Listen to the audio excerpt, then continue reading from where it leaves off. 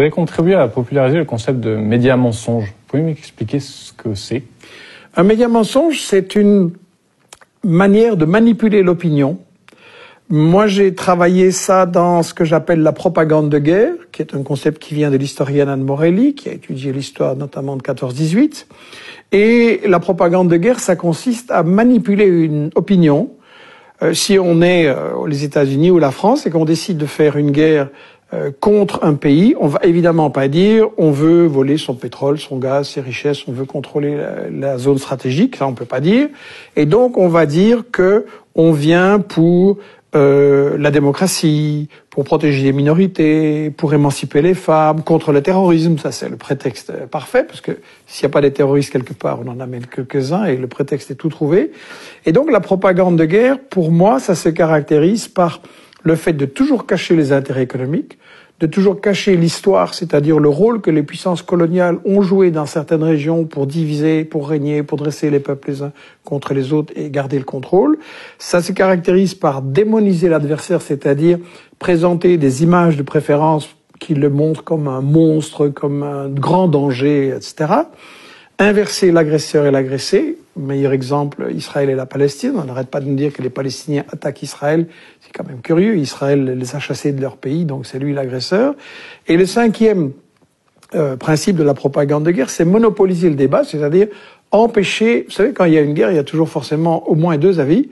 Et donc, un spectateur devrait entendre les deux avis pour se faire son opinion.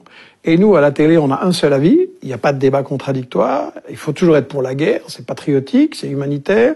Et donc voilà, ces 5 principes de la propagande de guerre, c'est ça qui est derrière ce que j'ai appelé le média mensonge. Je ne veux pas dire par là que les journalistes sont tous pourris. Je veux dire que le système des médias auquel nous sommes soumis en France, en Belgique, aux États-Unis, c'est un système qui, comme le disait Herman et Chomsky dans ce livre « Fabriquer un consentement » que nous avons réédité là, et qui, à mon avis, le livre qui explique le mieux les problèmes des médias en Occident, il disait, voilà, les médias ne sont pas là pour informer le public, mais pour lui faire accepter les décisions, les choix, les stratégies des gouvernements. D'accord.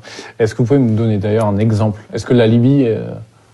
La Libye est tout à fait un exemple. J'en ai dans mes livres donné des exemples tout plein. Et il y a une chose qu'il faut remarquer, c'est que aucun des journalistes de ces journaux télévisés, de ces grandes émissions d'information, aucun de ces médias n'a accepté un débat contradictoire sur les exemples que je donnais de médias mensonges. Dans le cas de la Libye, on nous a dit que Kadhafi faisait bombarder, mitrailler la population qui manifestait, qu'il y avait 6 000, 10 000 morts, tous les jours les chiffres gonflaient. Et en réalité, c'était une invention complète. Et l'ancien ambassadeur de France, des représentants d'Amnesty, pas du tout favorables à Kadhafi, ont dit que non, ça ne s'était absolument pas passé, c'était un total fake news. Et donc maintenant, tous les professionnels le savent que ça ne s'est pas passé et personne ne le dit au public. Personne ne dit on vous a manipulé, on vous a embarqué pour approuver la guerre de Sarko, alors que il y avait un problème, il y avait des affrontements limités, des morts des deux côtés, et tout ça pouvait et devait se résoudre par la négociation. Et ça a été refusé parce que le but n'était pas d'aider les populations. Le but de Sarko, Juppé, Hillary Clinton, etc., était de faire main basse sur l'argent, sur le pétrole de Kadhafi, sur ses réserves en argent, un pays qui n'était pas endetté, c'est extrêmement rare, qu'on ne pouvait pas faire chanter, et un pays qui servait de banquier alternatif, de FMI alternatif pour les pays africains qui voulaient échapper au chantage justement du FMI, de la Banque mondiale, des multinationales, et qui leur faisait un développement. Donc on a vraiment tué un peu un sponsor de l'Afrique en l'assassinant, ce qui était le plan depuis le début. Donc la campagne de Libye, c'est vraiment un festival de fake news. Et la grande question, c'est pourquoi les journalistes qui ont fait ça refusent qu'on en débatte et qu'on en discute maintenant? Pourquoi il faut tourner la page et oublier ce qui s'est passé? Alors que les résultats sont catastrophiques. On nous avait dit on va apporter la démocratie. C'est quand même rigolo. En Libye, maintenant, vous avez 2 ou 3 ou 4 gouvernements.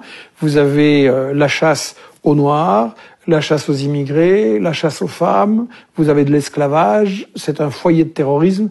Donc c'est catastrophique l'intervention de l'Occident.